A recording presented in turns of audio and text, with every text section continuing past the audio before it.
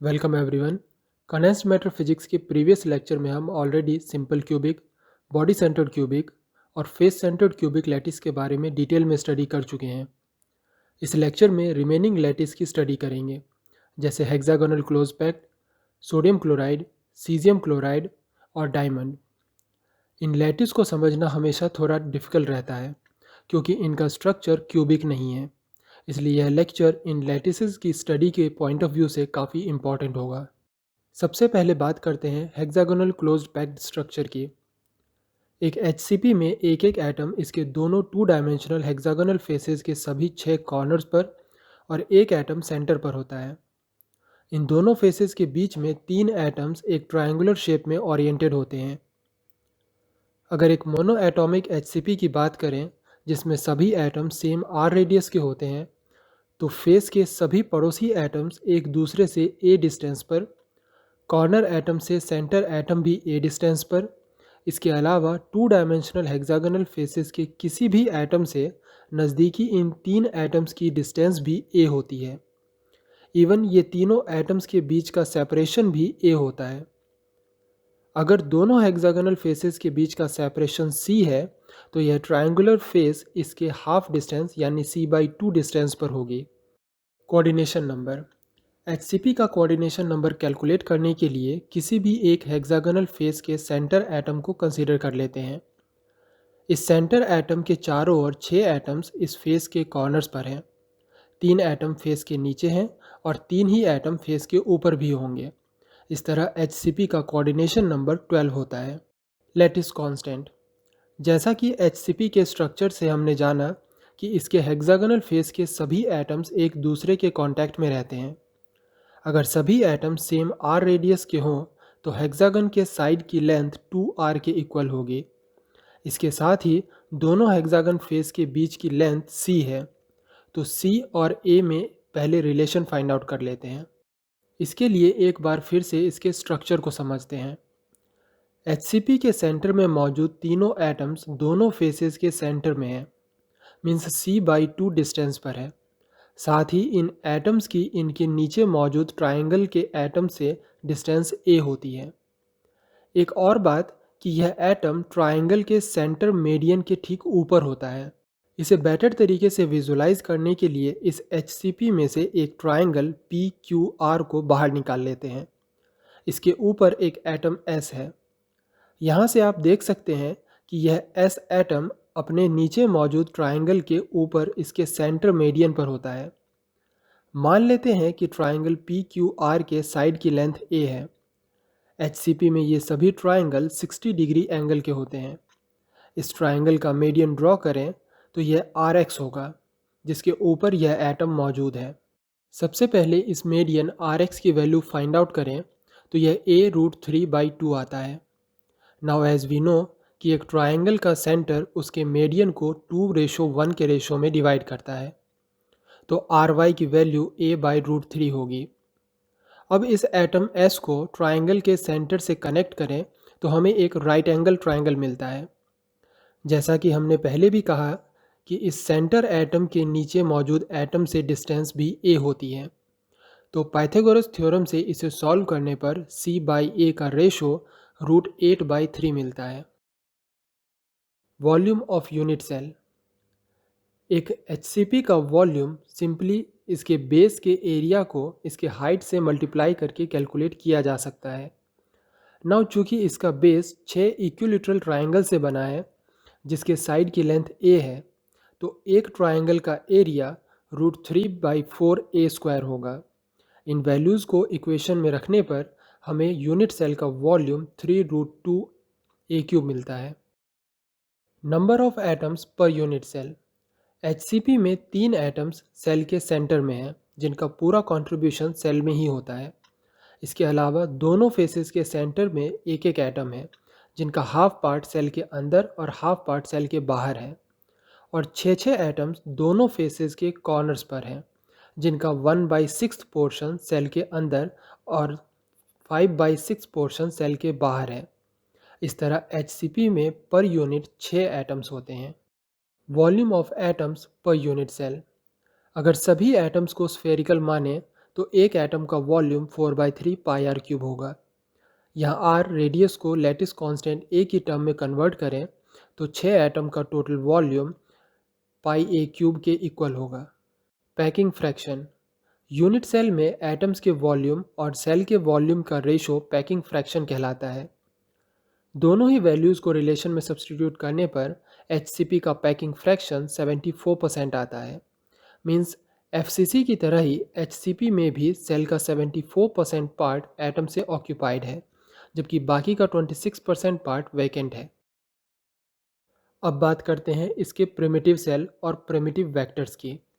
As you know कि primitive cell और primitive vectors हम अपनी चॉइस से ले सकते हैं, बशर्ते वो एक प्रिमिटिव सेल के सभी प्रॉपर्टीज़ को फुलफिल करते हों। जैसे प्रिमिटिव सेल मिनिमम वॉल्यूम का नॉन ओवरलैपिंग सेल होना चाहिए, जिसके रिपीटेशन में कोई गैप ना हो। HCP में अगर हम एक प्रिमिटिव सेल ट्रायंगल बेस वाले लें तो भले ही इसका वॉल्यूम सबसे कम होगा, लेकिन प्रॉब्लम इसके रिपीटेशन में आएगी, क्योंकि हम पढ़ चुके हैं कि ट्रायंगुलर सेल को रिपीट करें तो उनके बीच स्पेसिंग रह जाती है, इसलिए इस तरह का सेल प्रिमिटिव नहीं होता। फिर नेक्स्ट सेल कुछ इस तरह के एक पैरेललोपाइड हो सकता है। यह सेल एक प्रिमिटिव सेल की सभी प्रॉपर्टीज़ को फुलफिल करता है। इस प्रिमिटिव सेल के तीनों साइड्स प्रिमिटिव वेक्टर्स को डिफाइन करेंगे। सबसे पहले बात करते हैं A1 वेक्टर की। यह वेक्टर x एक्सिस से 60 डिग्री एंगल पर है। इसे अगर कंपोनेंट्स में ब्रेक करें तो A1 वेक्टर इक्वल होगा a cos 60 i cap plus a cos 60 j cap के। Means A1 primitive vector a/2 i cap plus √3/2 j cap होगा। A2 वेक्टर x एक्सिस के जस्ट ऑपोजिट डायरेक्शन में है, तो यह इक्वल होगा -a i कैप के, जबकि A3 वेक्टर g एक्सिस की डायरेक्शन में है और यह एक्सिस c लेंथ का है, तो यह इक्वल होगा c k कैप के। नाउ इस प्रिमिटिव सेल का वॉल्यूम इस रिलेशन से कैलकुलेट करें तो यह √3/2a² c आता है। अभी तक हमने जितने भी लैटिस स्ट्रक्चर पढ़े वो सभी मोनो एटॉमिक थे। अब कुछ डायटोमिक लैटिस स्ट्रक्चर की स्टडी करते हैं, जैसे sodium chloride. Sodium chloride crystal में सोडियम और क्लोराइड आयंस FCC लैटिस बनाते हैं। इसे समझने के लिए सोडियम क्लोराइड के इस स्ट्रक्चर में से अगर कुछ देर के लिए क्लोराइड आयंस को अलग कर दिया जाए तो हम पाते हैं कि सोडियम आयंस एक FCC स्ट्रक्चर बना रहे हैं, जिसमें chloride ions in sodium ion से घिरे हुए हैं। इसी तरह अगर सोडियम आयन और क्लोराइड आयंस को आपस में रिप्लेस कर दें तो अब क्लोराइड आयंस FCC स्ट्रक्चर में है। सोडियम क्लोराइड क्रिस्टल के कोऑर्डिनेशन नंबर की बात करें तो जैसा कि स्टार्टिंग में हमने कहा कि डायटोमिक लैटिस में कोऑर्डिनेशन नंबर सेम क्रिस्टल के लिए डिफरेंट आता है। एक मोनोएटॉमिक FCC लैटिस का कोऑर्डिनेशन नंबर 12 होता है, लेकिन सोडियम क्लोराइड क्रिस्टल में क्लोराइड आयंस की बात करें तो इसके सबसे नज़दीकी आयंस सोडियम आयंस हैं, जिसकी संख्या 6 है। इसी तरह सोडियम आयंस के सबसे नज़दीकी आयंस देखें तो वो 6 क्लोराइड आयंस हैं। इसलिए सोडियम क्लोराइड क्रिस्टल के कोऑर्डिनेशन नंबर को 6:6 से रिप्रेजेंट किया जाता है, जो बताता है कि सोडियम क्लोराइड में सभी सोडियम आयंस 6 क्लोराइड आयंस हैं और सभी क्लोराइड आयंस 6 सोडियम आयन से घिरे हुए हैं। दिसंबर 2014 में एक क्वेश्चन पूछा गया था, consider the crystal structure of sodium chloride which is modeled as a set of touching spheres. Each sodium atom has a radius r1 and each chloride atom has a radius r2. The center of the spheres form a simple cubic lattice. The packing fraction of this system is. इस question में important बात यह कही गई है कि atoms के centre एक सिंपल क्यूबिक लैटिस बनाते हैं। हमें सोडियम और क्लोराइड आयंस को इस तरह अरेंज करना है कि इनके स्फेयर्स आपस में टच भी करें, साथ ही यह एक सिंपल क्यूबिक लैटिस भी बनाए। हमें इस लैटिस का पैकिंग फ्रैक्शन कैलकुलेट करना है, तो सबसे पहले लैटिस कांस्टेंट कैलकुलेट करते हैं। अगर लैटिस के साइड्स की लेंथ a माने तो इसका लैटिस कांस्टेंट r1 + r2 होगा, तो इस यूनिट सेल का वॉल्यूम सिंपली लैटिस कांस्टेंट का क्यूब हो जाएगा। नाउ हमें लैटिस में मौजूद एटम्स का टोटल कंट्रीब्यूशन कैलकुलेट करना है। सभी एटम्स सेल के कॉर्नर्स पर हैं एंड एज वी नो कि क्यूबिक सेल के कॉर्नर्स एटम का कंट्रीब्यूशन मात्र 1/8 पार्ट होता है। इस सेल में 4 सोडियम एटम्स हैं और 4 ही क्लोरीन एटम। तो इन सभी का केवल 1/8 पोर्शन ही सेल में कंट्रीब्यूट करेगा। मीन्स सोडियम और क्लोराइड दोनों ही एटम्स का टोटल हाफ पार्ट ही कंट्रीब्यूट कर रहा है। सेल में एटम्स के वॉल्यूम की बात करें तो सोडियम का रेडियस R1 है, तो इसके एक एटम का वॉल्यूम 4/3 पाई आर क्यूब होगा। लेकिन पूरे सेल में सोडियम एटम का टोटल कंट्रीब्यूशन केवल हाफ है। इसी तरह क्लोरीन एटम का रेडियस R2 है। नाउ इन वैल्यूज़ को पैकिंग फ्रैक्शन के रिलेशन में सब्स्टिट्यूट करें तो हमें पैकिंग फ्रैक्शन की यह वैल्यू मिलती है। नेक्स्ट स्ट्रक्चर है सीजियम क्लोराइड। सीजियम क्लोराइड एक सिंपल क्यूबिक लैटिस फॉर्म करता है। इसे समझने के लिए अगर हम क्लोराइड आयंस को क्रिस्टल से सेपरेट करें तो यह क्लियर है कि सीजियम आयंस एक सिंपल क्यूबिक लैटिस बना रहे हैं, जिसमें chloride ions in caesium ion से घिरे हुए हैं। इस लैटिस के कोऑर्डिनेशन नंबर की बात करें तो एक क्लोराइड आयन 8 सीजियम आयन से घिरा हुआ है। इसी तरह अगर सीजियम और क्लोराइड आयंस को आपस में रिप्लेस करें तो पाते हैं कि एक सीजियम आयन 8 क्लोराइड आयन से घिरा हुआ है। मीन्स इस लैटिस का कोऑर्डिनेशन नंबर 8:8 है। नेक्स्ट लैटिस है ग्रेफीन का हनीकॉम्ब लैटिस। यह एक नॉन ब्रावियस लैटिस है। इस लैटिस के बारे में डिटेल में हम ऑलरेडी ब्रावियस लैटिस के लेक्चर में डिस्कशन कर चुके हैं। नेक्स्ट लैटिस है डायमंड। डायमंड का लैटिस स्ट्रक्चर एक नॉन ब्रावियस लैटिस है। ऐसा इसलिए क्योंकि इसके सभी लैटिस पॉइंट्स के सराउंडिंग सेम नहीं है। हालांकि ग्रेफीन की तरह ही डायमंड में भी केवल कार्बन एटम्स ही होते हैं, लेकिन ग्रेफीन की तरह ही इसे ब्रावियस लैटिस बनाने के लिए हमें इन कार्बन एटम्स को मोनोएटॉमिक न मानकर डायएटॉमिक मानना होगा। सबसे पहले डायमंड के स्ट्रक्चर की बात करते हैं। डायमंड के इस स्ट्रक्चर पे ध्यान दें तो लैटिस के सभी 8 कॉर्नर्स पर एक एक एटम है। सभी 6 फेसेस के सेंटर पर भी एक एक एटम है। इनके अलावा 4 एटम्स लैटिस के अंदर हैं, लेकिन सेंटर पर नहीं, बल्कि लैटिस के बॉडी डायगोनल के 1/4 पे। जैसा कि हमने कहा कि डायमंड का स्ट्रक्चर भी नॉन ब्रावियस लैटिस है, इसलिए इसे ब्रावियस लैटिस बनाने के लिए इसे डायटोमिक मानना होगा। ऐसे में लैटिस के अंदर मौजूद इन 4 एटम्स को एक अलग तरह के कार्बन मान लेते हैं, जिससे एक डिफरेंट कलर से रिप्रेजेंट किया गया है। अब अगर ब्लू एटम पर ध्यान दें तो ये एटम्स लैटिस के सभी 8 कॉर्नर्स पर और सभी फेसेस के सेंटर पर मौजूद हैं, जो कि एक एफसीसी स्ट्रक्चर होता है। इसलिए डायमंड को एफसीसी स्ट्रक्चर वाला माना जाता है। इस लैटिस का लैटिस कांस्टेंट कैलकुलेट करना थोड़ा मुश्किल हो सकता है, इसलिए अटेंशन बनाए रखें। लैटिस कांस्टेंट कैलकुलेट करने के लिए हम इस कॉर्नर एटम को कंसीडर कर रहे हैं।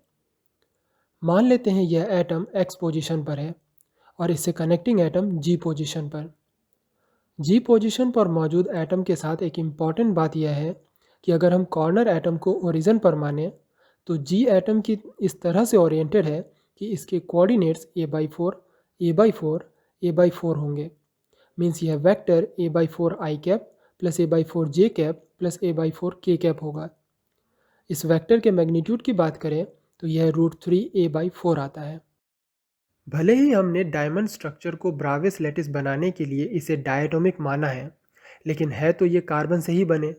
ऐसे में दोनों ही एटम के रेडियस r होंगे। मीन्स एक्स जी की वैल्यू 2r के इक्वल होगी। इसे रिलेशन में सब्सटीट्यूट कर सॉल्व करने पर लैटिस कांस्टेंट 8/√3r आता है। इससे डायमंड के यूनिट सेल का वॉल्यूम कैलकुलेट किया जा सकता है। अब बात करते हैं number of atoms per unit cell की। इस यूनिट सेल में 8 एटम कॉर्नर्स पर, 6 एटम्स फेस के सेंटर पर और 4 एटम्स सेल के अंदर हैं। तो इनका यूनिट सेल में टोटल कंट्रीब्यूशन 8 होगा। Volume of atoms in unit cell, चूँकि सभी एटम्स कार्बन के ही हैं तो एक एटम का वॉल्यूम 4/3 पाई आर क्यूब होगा, तो 8 एटम का वॉल्यूम 32/3 पाई आर क्यूब के इक्वल होगा। Now packing fraction. Diamond crystal का पैकिंग फ्रैक्शन कैलकुलेट करने के लिए इन वैल्यूज़ को गिवन रिलेशन में सब्स्टिट्यूट करने पर इसका पैकिंग फ्रैक्शन बहुत ही कम, मात्र 34% आता है। इस तरह से क्रिस्टल स्ट्रक्चर्स को दो कैटेगरी में डिवाइड किया गया है, क्लोज्ड पैक्ड और लूज्ड पैक्ड। क्लोज्ड पैक्ड स्ट्रक्चर ऐसे क्रिस्टल्स होते हैं जिनका कोऑर्डिनेशन नंबर 12 और पैकिंग फ्रैक्शन 74% हो, जैसे HCP और FCC। जबकि लूज्ड पैक्ड स्ट्रक्चर ऐसे क्रिस्टल्स होते हैं जिनका कोऑर्डिनेशन नंबर लेस देन 12 और पैकिंग फ्रैक्शन लेस देन 74% हो, जैसे सिंपल क्यूबिक और BCC।